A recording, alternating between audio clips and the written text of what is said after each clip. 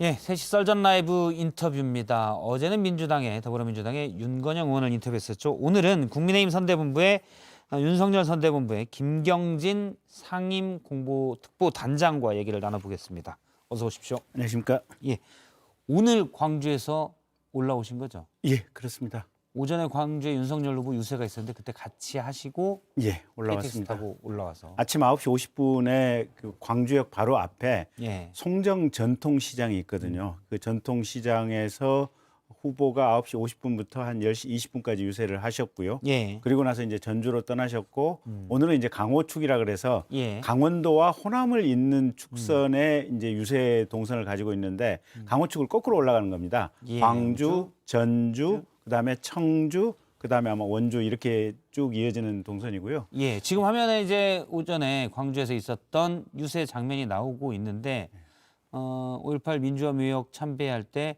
뭐 지지하는 분도 있고 네. 하지만 직접 참배를 못하게 막는 분이 많았었죠. 네. 광주 민심, 지금 호남 시민들의 광주 시민들의 모습을 저희가 보고 있습니다. 오전에 있었던 유세인데요. 김경진 단장님이 광주 출신이시잖아요. 예, 그렇습니다. 어떻습니까? 과거하고는 확연히 다른 기류입니다. 물론 제가 물었지만 설마 아직도 나빠요라고 얘기는 안 하시겠죠. 예. 윤석열 후보 특보단장이시니까. 예, 좋습니다. 예. 예. 어쨌든 뉘앙스로 감안해서 듣겠습니다. 예, 뭐 저는 진실만을 얘기하겠습니다. 진실만을. 예. 예. 근데 실제로 그 민주당 당내 경선을 할 때 음. 이낙연과 이재명 두 분이 민주당 당내에서 아주 세게 붙었지 않습니까? 예. 그리고 광주 전남은 사실은 이낙연 우세였죠, 그쪽이. 근데 그때 세게 붙었을 때 이낙연 후보 측에서 이재명 후보에게 제기했던 의혹의 가장 핵심이 예. 대장동 관련된 의혹이었습니다. 그래서 이 대장동 관련된 의혹에 대한 판단 내지는 시각이 사실은 이낙연 후보 측의 당시 서른 의원 같은 경우는 이재명 후보는 구속될 후보다. 구속될 사람이 지금 민주당의 대통령 경선 후보로 나와 있다. 이렇게 얘기를 하셨거든요. 근데 그 인식이 아직도 광주 전남에는 분명하게 있다. 이낙연을 지지했던 분들에게. 그러면 이재명 후보가 싫어서 윤석열 후보를 찍을 거다. 그러니까 싫다기보다도 예. 이재명 후보는 기본적으로 대통령의 자질이 안 되는 사람이다. 이거는 대통령을 시킬래야 시킬 수 없는 사람이다. 자질이나 품성이 아예 안 되는 사람이다. 이런 판단을 호남의 유권자들이 상당수가 하고 있기 때문에 거꾸로 보면 오늘 윤석열 후보 같은 경우는 광주에서 DJ 김대중 예. 대통령 말씀을 했거든요. 많이 인용을 했죠. 인용을 했죠. 무인도에 갈 때 사실은 DJ가 부정부패 가지고 가서 무인도에서 떨궈서 없애버리겠다. 그다음에 국민들의 실업, 예. 국민들이 경제적으로 어려운 거 실업 무인도에 가지고서 없애버리겠다.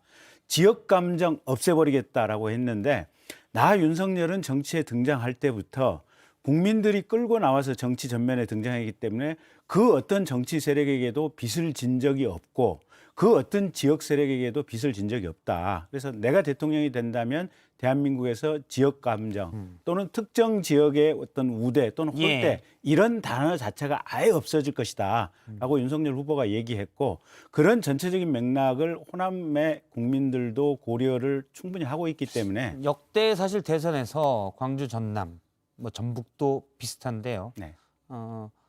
국민의힘의 전신 뭐 새누리당, 한나라당 이때 10% 넘게 받은 적이 거의 없었거든요. 네. 예. 이번에는 제 추측에 30-40%대까지 가능하지 않을까 이렇게. 제가 저번에 이준석 대표가 나왔을 때 들었는데 이준석 대표가 얘기한 목표치가 25%였는데 저는 그보다 더 나올 거라고. 김경진 부님은 더 세게 부르시네요. 저는 현장에 광주 전남에 있는 분들하고 수시로 전화 통화를 하고 가까운 분들하고만 통하는 거 아닙니까? 뭐 그러긴 하죠. 저랑 가까운 분들하고 통화를 하긴 싫어하는 한데 분들은 안 받으시는 거 아니에요? 그래도 가까운 분들 중에는 예. 물론 저를 좋아하고 저의 정치적인 선택을 존중해서 그 방향으로 얘기를 해주시는 분도 있지만 또 본인 나름대로 냉정하게 현장을 분석해서 얘기를 해주시는 분들도 있거든요. 예. 그런 부분들을 제 머릿속에서 감안해서 분석하고 평가를 하는 거죠. 알겠습니다. 이제 좀 호남만 집중적으로 한 여론조사들이 나올 때 저희가 또 살펴보도록 하고요. 이낙연 전 민주당 대표가 지금 어제 호남에서 많이 유세를 했거든요. 네. 앞으로 좀 집중해서 하고 또 정세균 전 총리도 마찬가지고 전북 출신이죠. 아무래도 좀 그런 부분들이 앞서 말한 예전에 이낙연 후보와 이재명 후보가 호남에서 세게 붙었을 때 그런 부분들 그런 것들이 많이 좀 사그라들지 않을까요? 그럴 가능성은 적다고 봅니다. 그러니까 현지에서 말씀하시는 내용이 그거예요. 이낙연이 그러니까 잘나고 도덕적인 이낙연이 민주당 당내 경선에서 떨어진 것은 아쉽고 예. 당신에 대한 연민을 우리가 가지고 있는 건 맞지만 그렇다고 해서 당신이 현재 이재명을 지지하라 그래서 우리가 당신 말을 따를 수는 없다. 그런 얘기들을 많이 하시더라고요. 그런데 최근에 중앙일보 인터뷰에서 윤석열 후보가 적폐 청산도 수사해야 된다라는 취지의 발언을 하면서 네.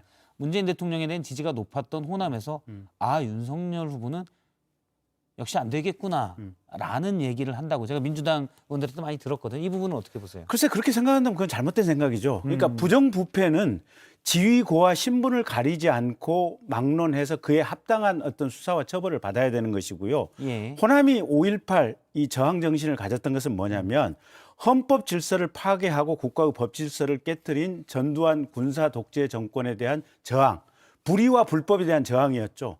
근데 지금 윤석열 후보가 불의와 불법이 있을 경우 이걸 원칙대로 법 시스템에 따라서 처리를 하고 처벌되어야 한다라고 하는 발언을 가지고 호남의 국민들이 그게 잘못됐다고 생각을 한다면 예. 호남의 민주주의 의식, 호남 국민들의 수준을 평가절하하고 무시하는 발언이다. 저는 그렇게 보고 있습니다. 알겠습니다. 어제 안타까운 사고가 있었습니다. 안철수 후보 유세차, 대기 중인 유세차에서 일산화탄소 가스 누출로 의심되는 사고로 네. 2명이 숨졌습니다.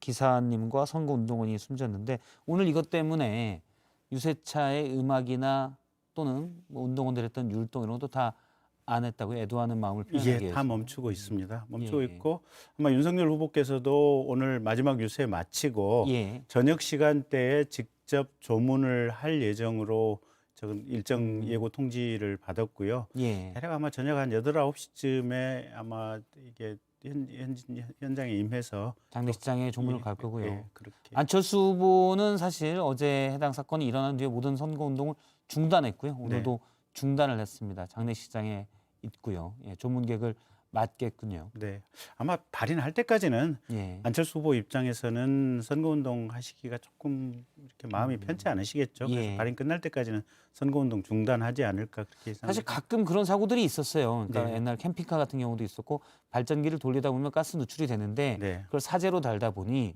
아주 잘 조심하고 하지 않으면 이 가스 누출이 좀 많이 생기는. 근데 전국에 지금 유세차가 많이 있어서 이 부분도 특별히 신경을 좀 써야 될 것 같아요. 신경을 써야죠. 그러니까 예. 저는 전에서 듣는 이제 바로는 예. 사실은 저 차량 제작하는 회사에서 그런 내용을 사전에 고지를 알려주기는 했다고 하는데 가스가 누출될 수 있는 예. 환기를 잘 예, 해라. 반드시 이 환기를 한 상태에서 있어야 된다. 근데 사실은 듣는 입장에서는 그게 얼마만큼 엄중한 의미인지에 대한 인식이 없었겠죠. 그럼요. 우리가 환기 좀 잘못한다고 바로 사망할 수 있다. 이렇게까지 생각하지는 않잖아요. 그러니까요. 예. 그래서 사실은 저건 제작해주는 회사에서 그 부분에 대해서 집중적으로 반복 또 반복, 심지어는 이런 대형 사고가 날 수 있습니다까지 경고를 해줬어야 맞는데. 사실은 안전 기준이 더 높아져야 되죠. 그렇죠. 예.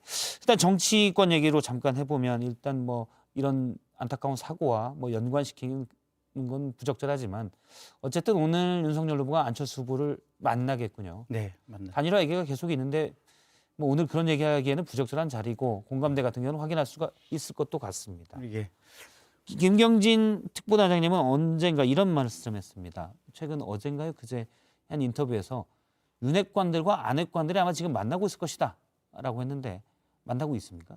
제가 어제 이제 그러니까 이제 약간은 사실은 이제 제가 들은 일부 정보와 그다음에 일부는 또 추정이 섞여서 제가 말씀을 그럼 드렸는데 추정 빼고 정보로만 얘기해 주세요. 그러니까 이제 가령 현역 정치인은 아니고 예. 가령 원로분들 중에서 안철수 후보나 또는 그 주변의 핵심들을 만나서 정확한 의중을 한번 좀 살펴보고 그 어디까지 서로 간에 양보할 수 있는 선인지 좀 예. 타진해 봐야겠다. 그런 부분들은 분명히 있는 것은 사실이어서 진행이 되고 있다. 예.